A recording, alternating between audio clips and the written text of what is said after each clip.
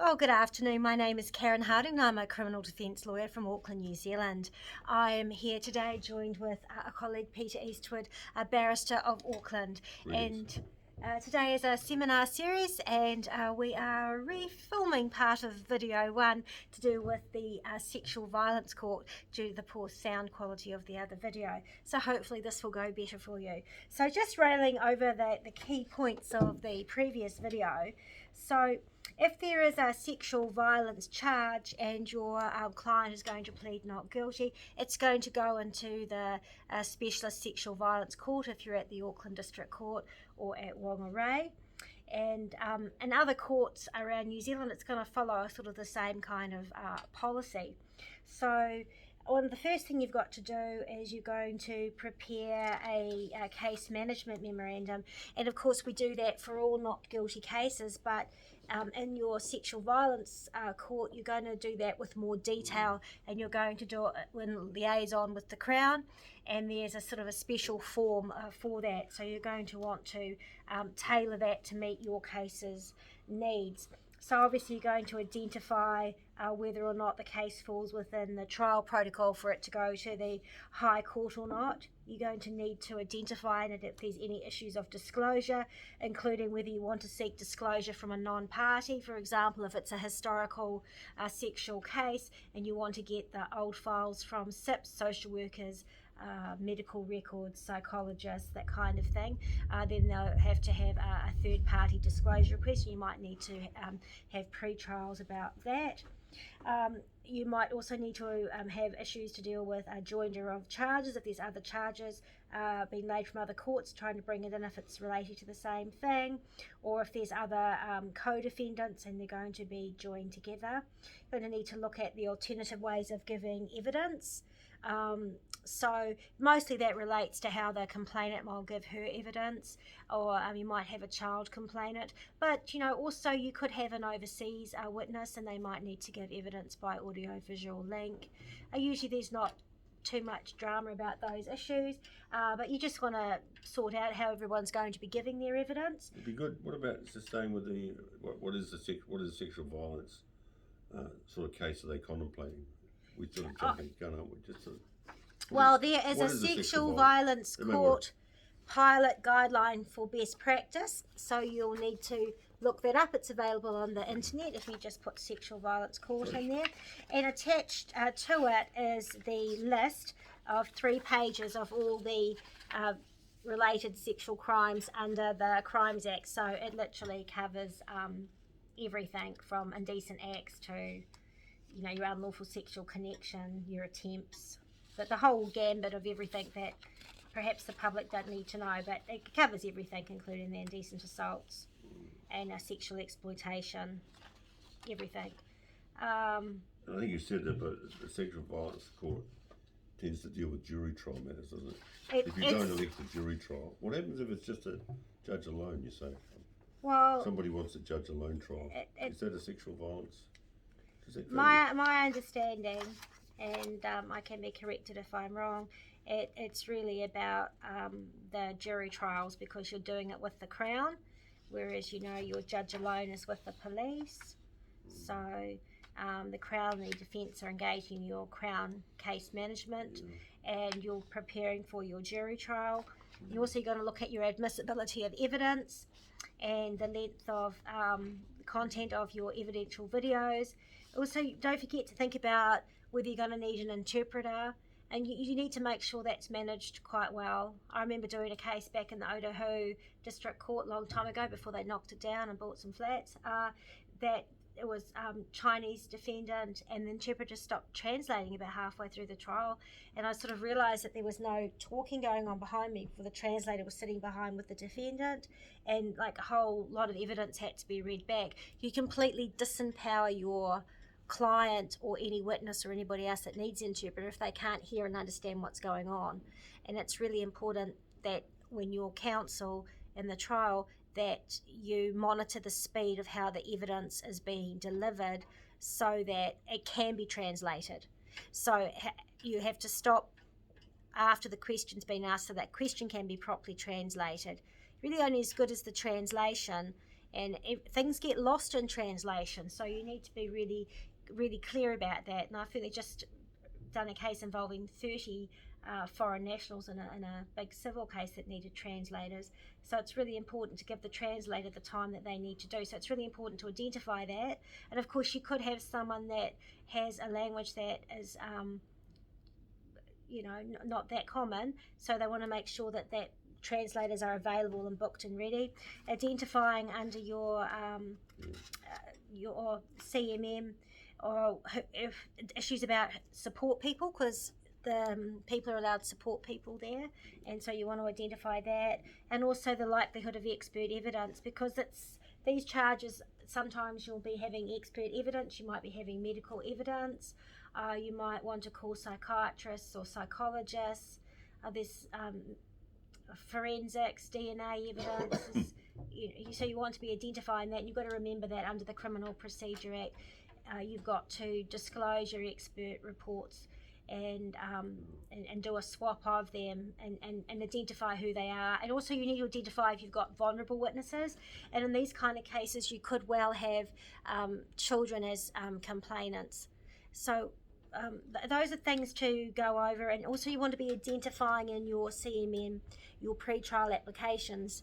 And while these things are covered in all case sort of management memorandums, it's very detailed in the sexual violence court. And you want to be, as defence counsel, identifying your pre-trial applications early. And because they're going to run them early, and you're going to get an early trial date. What's really special about this court is that you're going to get a firm fixture usually, and the firm fixture will be at a good time period. So in the case I recently did there, that would have been all wrapped up in 12 months, and it involved a lot of pre-trials.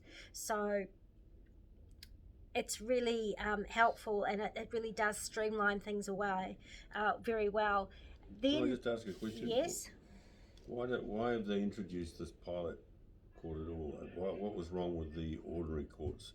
Why do they bring in a special court for sexual violence? Well, as you know, with the criminal jury trials in the district courts, there had been a huge backlog. And I certainly know of cases that I did where it took 3 years to get the case to conclusion of the jury trial. And, people could easily be waiting 2 years. That is a very long time to wait years for your trial when you're on bail conditions. You could be on very strict bail conditions. You could be on 24-hour curfews. Your life, your future as a defendant is all, restricted while you're pending a trial. The enormous stress on you, and also on the other side, there's enormous stress on the complainants. Nobody involved in those cases can really move on with their lives. And so I'm in favour of specialist courts. I think they get people with the knowledge together, they get a dedicated courtroom, they focus the lawyers on the relevant issues, and you move them along in the direction they've got to go, and you have similar things dealt with in the same kind of structure. Of course, Mr. Eastwood doesn't believe in the specialist courts. You seem to have an objection to those. I don't. But running everything in one gigantic list, that everything goes on and on and on and on and on and on, and you can't get a pre-trial date, you can't get a firm fixture, everything's a backup, a standby to a standby, and then all of a sudden you're on, and you weren't going to know you were on. The uncertainty of it's no good. What was really brilliant about the sexual violence court for the case that I've been involved in it was that you got your firm fixture allocated to you straight away. So you went from entering a not guilty plea in the registrar's list at Waitakere for the last case I was involved with, went to Auckland District Court, and we were getting allocated a firm fixture. In our case, there were lots and lots of disclosure problems, and the court just kept belting away at that in terms of making sure that we were on to do these pre-trial applications so that these issues got addressed. Because previously, in the other case, this waffed on and on and on, because the load on the call-overs for jury trials just immense. You remember the days of Judge Lance during the jury trial call-overs, one man with all those files, and some of the lawyers come to court look like they never read their file. So this is a preparation court. You prepare and you'll get results. The results will be for your client, if you've got a defence and you're able to run it and your pre-trials, you can get them out of the way early. You're not trying to run pre-trials on the day that the trial's supposed to start while the jury is sitting out the back of the room. Well, the only argument I make is, do you need a specialist court? What you need is maybe a fast-track procedure. Does it have to be a specialist court? Do we need specialist courts for people that are author? Do we need a whole lot of specialist courts? I mean, that's just a matter for debate. Or do we get a situation where justice for people is different depending on what sort of court's going to deal with you, the way they're going to approach things? Well, there's no. A defendant will get a lot of time in certain courts to put their case together over a shorter time, and maybe in the sexual violence courts, because they want to fast track things. I mean, those are just issues. But so what was the question? It's lost. Yeah, the question is, I mean, I'm not challenging specialist courts entirely, but I just think it is a pilot, and it does mean you've got a departure from the convention that any judge can deal with anything, to certain judges deal with certain things, and you become a sort of specialist operation. There are good sides of that and there are bad sides of that, that's all I'm saying. Right. But probably the good sides outweigh the bad. So the sexual violence court was a pilot, and it was a pilot at the Auckland District Court and in the Whangarei District Court. They did an evaluation as the pilot came to an end, and Judge Walker wrote the evaluation, and it really was successful. So as a result, these principles that they adopted for how they do the specialist CMMs, the prioritising of these cases to give them a firm fixture, that continues. And Judge Walker said in his review, given the pilot's clear success, the chief judge, Judge Duke at the time, determined that the pilot would become a permanent fixture in Auckland and Whangarei at least. All district court jury judges now receive the enhanced training designed for the pilot. And it was expressed that all jury trial judges to adopt the pilot guidelines, and they considered that it was desirable that all lawyers avail themselves of education and training in this area. And they also noted that the Solicitor General developed new guidelines for prosecutors in respect of prosecuting sexual violence cases.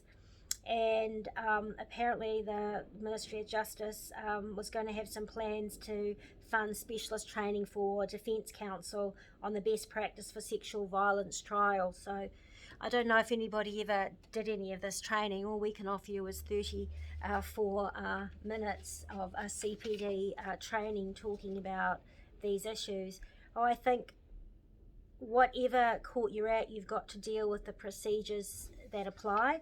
These procedures are from the Criminal Procedure Act and the Criminal Procedure Rules. If you don't comply with the procedures, the court can impose fines on you as a practitioner if you're not doing your job. It is just encouraging counsel to be proactive at an early stage to identify the issues, and with the Crown, that's really important. If the person's got a defence, that can be identified.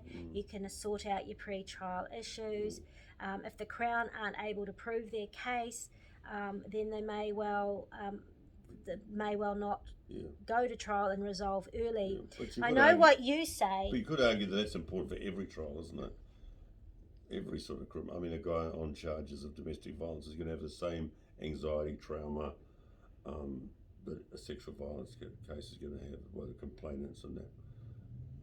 So, well, there is some evidence that sexual violence is very traumatizing. Oh, yes. So, well, all violence is, but I agree with you. It's probably right that it's more traumatizing. And it's also a bit delicate. Yeah, the prison terms on these charges can be really serious. Well, they reflect the seriousness of these it can be up to charges, 20 years imprisonment. The protocol cases that you might go off to the higher court could be, preventative detention. So it's pretty serious stuff. Yeah. I think rather than criticising that they developed a court, what the court's trying to do, Peter, is they're trying to make things better. They're trying to find ways to improve the system. So it's hard to improve everything all at once. So that's why they've run the various pilots, and we've seen that with the Drug and Alcohol Court, and that worked out really well. And we just wish that they would the ministry would roll out the drug and alcohol courts right around New Zealand. I guess that's a funding issue. They've now developed these procedures which are based on the law. They're based on the Criminal Procedure Act. They've just found a way to do it with better memorandums, targeted resources for doing the pre-trials. They trained in Auckland for the pilot 16 dedicated judges that were up on all the issues. Personally, I found that really good when I had a case going through there. My client really appreciated it. He didn't want his case to drag out forever. He had immigration issues and he wanted to get married. He had things he needed to move on with his life, and being on bail for 3 years, 2 years, pending trial for these things is a very heavy. Also, some of these cases, of course, that can be historical and can be involving elderly clients with allegations, going back more than 40 years. So, in that case, we might as well get on with it. I mean, your theory that you mentioned before that we started the seminar about just sort of waiting to see how it all go to trial in case the wheels fell off the case. I mean, that's sort of one way to do it. There is but I agree. If you've got a defence and you want to sort out, and you've got pre-trial issues about the admissibility of evidence, or various evidential issues or pre-trials that you need to run, it's really good to get those out of the way, to get certainty of how you want to run it. I know, but and if your client is guilty and he doesn't have a defence and he's just going to waft on and plead guilty on the day of the trial, that's no service to him, because he'd go to jail for a long time versus if he pled guilty at an earlier stage, if he had no defence or she had no defence, because there's up to a 25% discount, and that's a huge difference when you're talking about long jail terms. Yeah, I know. Look, I agree that justice, delayed is justice denied, and Shakespeare used to talk about the law's delay. So I mean, we all know about it, how it drags on. Still not that quick. And if the trial's 12 months. You see a TV show about Boston Legal where they sort of wrap it up in a 30-minute show, but it often, the reality is, as we all know, it run on for a year or two. But the other thing about the specialist courts in Auckland, of course, you might say, well, if you're in Invercargill or Wellington or Potiki, you don't get the specialist court, you just get the old style court, do you? So is it justice is not the same all throughout New Zealand, is it? When you just have a specialist court in Auckland. But look, they've tried something out, they've made it work. Auckland has huge population. And there's half the population, New Zealand. So I guess the problems start up here where you have lots of people, and then they try to find a solution. And what they've said in the evaluation is they want to roll those principles out, and those principles will be presumably allocating the firm fixtures, making a really meaningful case review hearing. The case review hearings on these sexual offence charges were way more meaningful than perhaps for other cases, because the actual memorandum is so detailed, and the discussions with the Crown are so detailed, and it's pretty heavy, pretty heavy duty stuff. So I think it's an improvement on the old days when you used to go to call over and then nobody had read their files, pretty much. There'd be another call over, I know. And then, of course, after the case review, if the person is still pleading not guilty, you're going to the trial call over, and you've basically got it ready to go, so that you should be able to just start the trial on day one without having to put the jury out the back to run your pre-trials. So it creates overall, the evaluation said that the experience for all stakeholders was improved. So if you don't run the pilot, you are not running an opportunity to see if something works. So they ran the pilot and then they evaluated it. Because if they ran the pilot and found that it didn't work, or it wasn't successful, or it needed changes, then they would have learnt from that. And it turned out that it was successful, and it brought some improvements. So they've adopted those improvements. But of course, everybody involved wanted it to be successful. If you're in a pilot, of course, you want it to be successful, don't you? If you're a participant. If I was in some pilot, You didn't have a choice to go into it, Peter. So the moment you pled not guilty on one of these sexual violence charges on the list, which is like all of them, 3 pages of the Crimes Act, you were in it. It wasn't like you could opt out. No. You only opted out if you pled guilty in the registrar's list or on a remand without plea. And all the stakeholders knew they were in a did. pilot, don't they? And they sort of, they want to make it successful. But I'm not. This is not a criticism. So what's the problem with making things work? But in the end, you just got your case and you do it. Well, I mean, all it's saying is just get on top of the case quicker. Yes. Get your pre-trials quicker. Yes. Isolate issues quicker. Yes. And get the matter dispatched with a bloody trial. Quicker. That's right. And that's it. That's all it is. That's it, Nate. Do you need to have focus groups and various memorandums to just you can articulate that? And yes, we did, because council weren't really off. Many council seemed to roll up at those call-overs in the old Judge Lance day, and Judge Lance had read the file. I'm sure they hadn't. You know, you sit there and they don't know, and Judge was thinking about the pre-trials and they hadn't. Yeah, sometimes. Of course, you know, you sat there through them. Sometimes, of course, cases are challenging, and people, their lawyers are still working out. Have I got a defence here? Because they haven't read it and they haven't prepared there properly. May be some witness or something. So they've got 3,000 pages of material to look through. Because they haven't read it.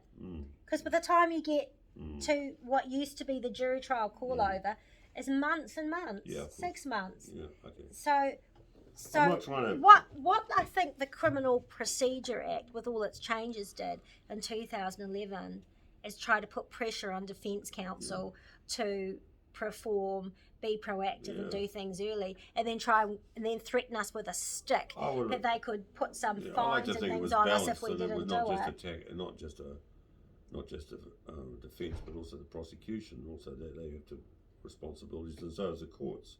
Yeah, they've got their own seminar, the Crown, about shouldn't be the their whipping things. boys, the defence counsel. But I'm pretty sure we are the whipping boys, because we had to fill in these memorandums and we had to do it jointly with the Crown. So we have that in the normal CMNs when we're just having, non-Crown charges. But it's not the level of detail of this. Anyway, so I hope that's helpful. And Peter did sort of sum up the points of it. And hopefully the sound quality is better. So that was 22 minutes of us. And we wish you success in your cases and good preparation.